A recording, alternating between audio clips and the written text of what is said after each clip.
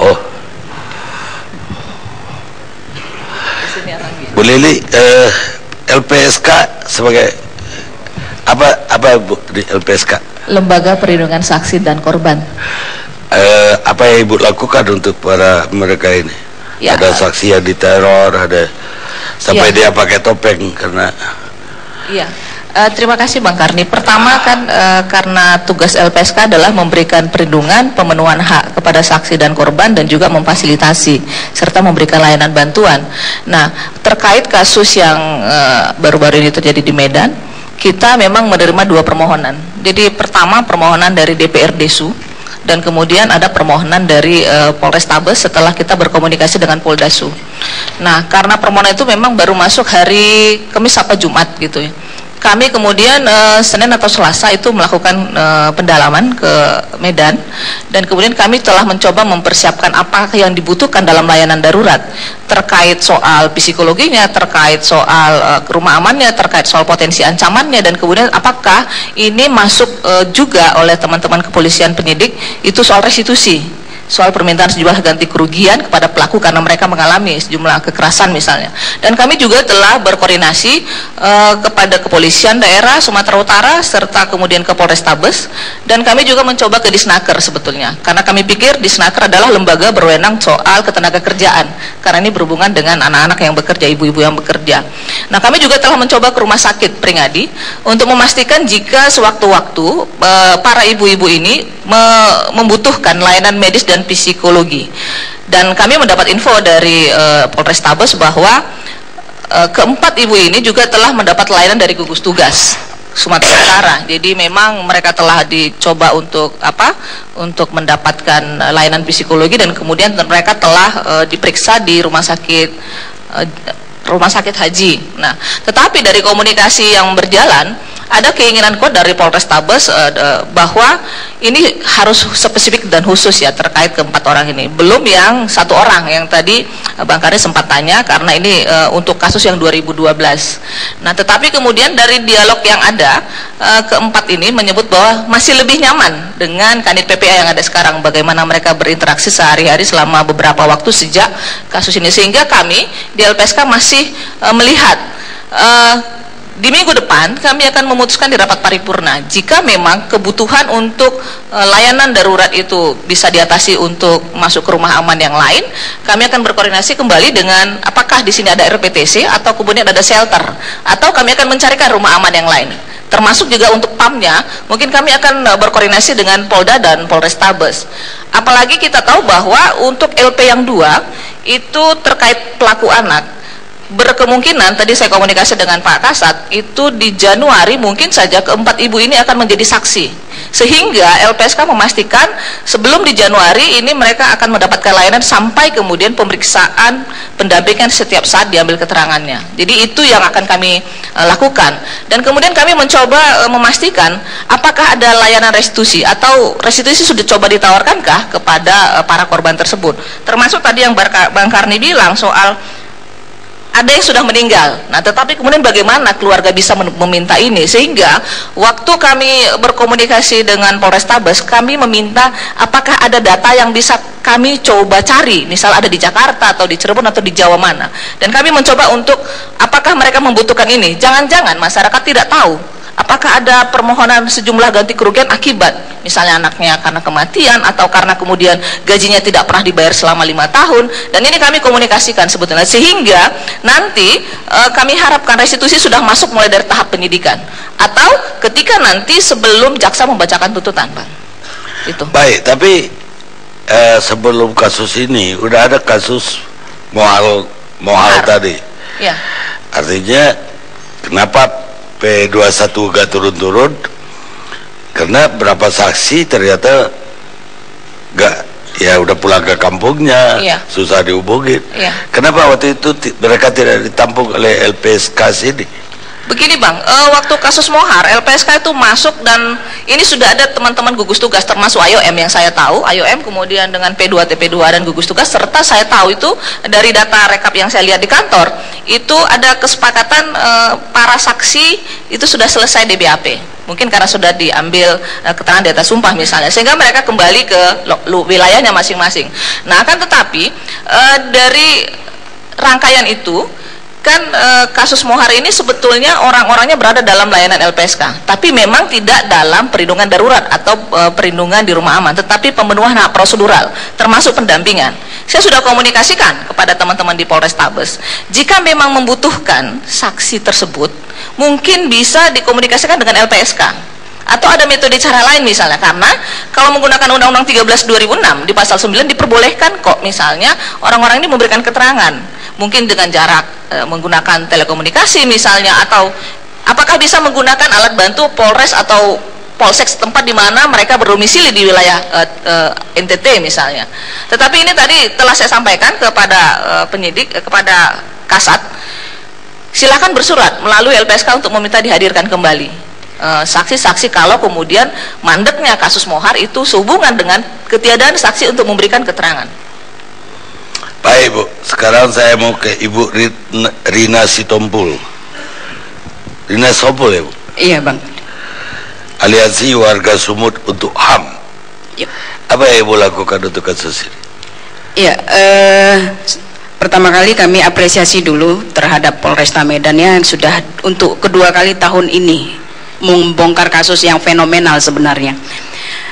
Kalau kita lihat sih Bang, ini bukan yang pertama kali. Kalau dibilang sudah berkali-kali sebenarnya terjadi, tapi tetap terjadi lagi seperti itu. Nah, seperti yang dibilang Pak Kapolres, izin Pak Kapolres, kalau tahun 2012 katanya iya itu benar, itu sudah kita laporkan, kemudian bahkan Polresta lah yang memberikan itu para saksi-saksi korban itu kepada kita untuk dirujuk, untuk diamankan, kemudian untuk kita rehabilitasi waktu itu. Nah, di situ kita menemukan beberapa peristiwa-peristiwa pidana sebenarnya itu yang pasti ada penganiayaan seperti itu ya, ada kekerasan yang terjadi, kemudian ada indikasi tindak pidana perdagangan orang waktu itu, dan beberapa bukti-bukti tertulis juga, mohon nanti mana tahu bisa dibongkar juga. Kenapa kalau ada bukti-bukti penganiayaan segala Polresta waktu itu tidak melanjutkan ke pengadilan? Persoalannya adalah Bang Ardi, kami tidak tahu ketika kalau itu dipertanyakan ke kita, karena itikat baik itu yang kita lihat itu agak sumir di Polresta, itu yang kita lihat. Sumir apa aja maksud Ibu? Pemeriksaannya sumir? Hampir satu bulan korban itu berada di tangan kita, itu tidak ada itikat baik apakah di BAP ulang, yang bahkan ketika mereka menyatakan ada 9 teman-teman mereka di sana tolong diselamatkan, akhirnya ada penggerebekan tetapi balik badan. Itu satu yang menjadi pertanyaan ke kami waktu itu, loh ini mau diapain adik-adik ini ketika dirujuk kepada kita itu. Kemudian tahun ini juga ada 2 korban asal Jawa Barat waktu itu Bang, melarikan diri. Lagi-lagi pelakunya ini loh Bang, Mohar. Malah mereka membuat LP, mungkin bisa dicatat Pak Niko mungkin nanti, itu STPL 1012, dan itu juga itu ada atas nama pelapor Darni, kemudian 1 Tarmi. Tarmi ini melaporkan ada Yayasan Bayu Arfan Mandiri. Bayu Arfan Mandiri ini adalah milik pelaku. Jadi ada 2 pelaku waktu itu mereka laporkan. Tapi lagi-lagi ketika kita dirujuk kepada kita tidak tahu kemana ininya, arahnya. Akhirnya korban waktu itu kita pulangkan kembali. Karena lama-lama pun di tangan kita, kalau nggak diproses kan kita seolah-olah membatasi dia untuk. Tapi mereka nggak di BAP oleh polisi. Di BAP. Di BAP itu di BAP. Tapi tidak ada kelanjutannya. Tidak ada kelanjutannya. Nah, persoalannya kita melihat pelakunya tetap Samsul. Akhirnya kalau dipertanyakan ke kami, apa yang Anda lakukan? Kebetulan nih Bang, adik-adik yang NTT kemarin itu di bawah naungan saya di P2 TP2A sebagai gugus tugas. Nah, permasalahannya waktu itu ketika saya bolak-balik mencoba berdiskusi dengan mohon izin Pak Niko, Pak Kelvin, waktu itu saya berdiskusi, dan bahkan waktu di ILC sendiri itu diungkapkan bahwa BAP adik-adik itu sumir, tidak ada di situ terungkap kekerasan penganiayaan. Dan ternyata ketika di ILC sendiri waktu itu Pak Karni coba ini, mereka mengakui bahwa mereka itu teraniaya, kemudian mengalami kekerasan. Ini kasus si Mohar. Nah, ketika kita pertanyakan kepada Pak Kelvin, masih dibutuhkan BAP lanjutan? Masih. Itu masih dibutuhkan BAP lanjutan. Oke Pak Kelvin, karena bolak-balik keluarganya itu menelpon ke kita. 1 bulan lebih kita tunggu Pak Karni. 1 bulan lebih kita tunggu, kita pertanyakan diperlukan BAP lanjutan? Iya, kita tunggu. Akhirnya dari saya dapat telepon, Bu Rina, tidak diperlukan lagi BAP lanjutan. Kalau begitu siap kami pulangkan Pak? Siap. Seperti itu. Makanya mereka pulang ke NTT semua. Mereka sebelum kami pulangkan, 1 orang juru penyidik datang ke kami membawa beberapa barang-barang yang disita dari Mohar, termasuk handphone, kemudian termasuk uang, termasuk KTP yang dipalsukan. Waktu itu diserahkan ke adik-adik itu, tanda terimanya ada Pak Karni. Kalaulah dari situ kita membayangkan penyitaan handphone, kemudian penyitaan uang, penyitaan KTP, apakah tidak bisa dimasukkan unsur trafficking dengan logika ketika misalnya juru periksa berpikir untuk itu.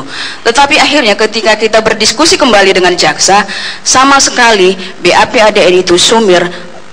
Unsur yang dimasukkan adalah unsur ketenaga kerjaan. Persoalannya adalah persoalan gaji. Itu yang menjadi kendala sebenarnya. Jadi ketika misalnya ada kegamangan karena adik-adik itu sudah kembali ke asalnya, seolah-olah itu bidikannya ke kami yang dipersoalkan, kenapa Anda kembalikan, kami tidak akhirnya kami tidak bisa bekerja di sini. Waktu itu kasus itu kan bersamaan dengan kasus Bogor saja Pak Karni, itu kan orang NTT juga korbannya. Dan itu sudah masuk tahap pengadilan.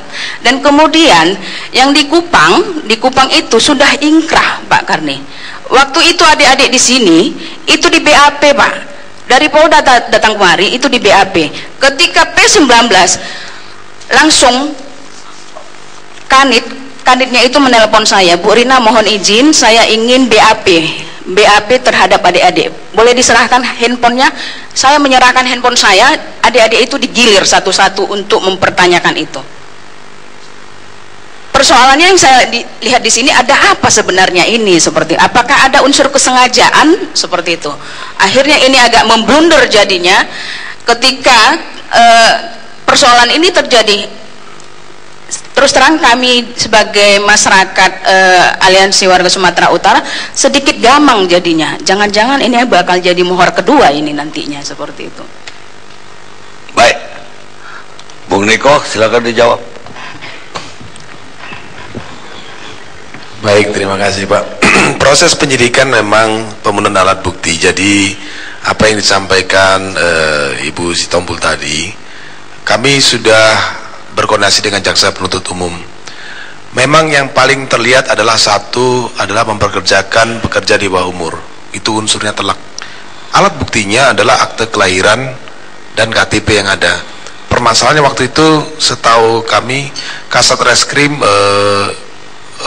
Calvin dengan Ibu Rina Sitompul sudah berkoordinasi untuk mencari alat bukti akte kelahiran, di mana dari beberapa korban itu ada 1 yang di bawah umur Pak, sehingga untuk proses selanjutnya hasil koordinasi dengan jaksa diarahkan ke tenaga kerja. Tetapi saya yakin teman-teman jaksa nanti bisa kami koordinasikan Pak, karena yang paling telek memang sama dengan Ibu Rina, yaitu memperkuat alat bukti mempekerjakan anak di bawah umur. Ya, tapi kan di LC sendiri waktu kami undang di Jakarta, korban-korban itu mengaku disiksa, jadi lebih keras lagi daripada sekedar mempekerjakan anak di bawah umur. Kenapa penyiksaannya itu tidak, ya kenapa harus sumir, kenapa tidak diperkuat, kenapa sampai hari ini masih P19? Jadi berkas yang dikirimkan ke jaksa, Pak, sebab kematian hasil visum et repertum yang keluar terhadap korban yang meninggal dunia waktu itu disebabkan sakit, Pak. Jadi korban itu mengalami sakit hasil visum jantung dengan jadi hasil jantung dengan mengalami Pak, kena obat, obat itu, Pak, obat dari sarang walet itu, Pak. Ya, korbannya satu meninggal dunia. Korban satu yang meninggal dunia. Tapi penganiayaan berat terhadap yang lain kan juga ancamannya cukup berat. Jadi untuk teman-teman adik-adik yang bekerja waktu di Mohar itu tidak boleh keluar, Pak. Jadi kalau penganiayaan tidak boleh keluar, lalu makannya dibatasi, Pak. Jadi waktu itu kan makannya dikasih air nasi putih dan garam, Pak. Proses inilah yang nanti perlu kami sampaikan kepada teman-teman jaksa penuntut umum, apakah dari penyekapannya, apakah nanti dari masalah penyebab kematiannya. Seharusnya yang paling telak adalah akte kelahiran. Jadi nanti penyidik datang ke sana nanti, Pak. Ya, akte kelahiran akan menyebabkan anak di bawah umur dipekerjakan. Betul. Tapi secara pidana kan banyak itu, ada perampasan kemerdekaan, ada penganiayaan terhadap orang. Jadi pekerja yang di tempatnya Pak Mohar, setelah proses penyidikan berjalan ditemukan ada perjanjian, Pak. Yang pertama, perjanjian antara Mohar dengan para pekerja itu bahwa gaji akan diberikan setelah mereka misalkan meminta cuti atau izin pada waktu melaksanakan hari raya seperti itu, Pak. Lalu yang kedua, mereka menyanggupi tidak keluar dari rumah karena nanti dikhawatirkan pergi kemana-mana hilang. Jadi ada surat perjanjian. Jadi hanya semacam masalah teknis ini, Pak, yang jadi pengamat kami, Pak. Jadi tidak setelah ini maksud. Tapi dia sekarang Mohalnya sendiri status tahanan atau statusnya masih dalam tahanan kota, Pak, ya? Tahanan kota. Iya, Pak. Bukan tahanan di dalam lagi. Bukan, Pak. Udah lama dia dikeluarin. Kurang lebih hampir 4 bulan ya. Status perkara masih P19, Pak, masih. Baik pemirsa, kita rehat sejenak.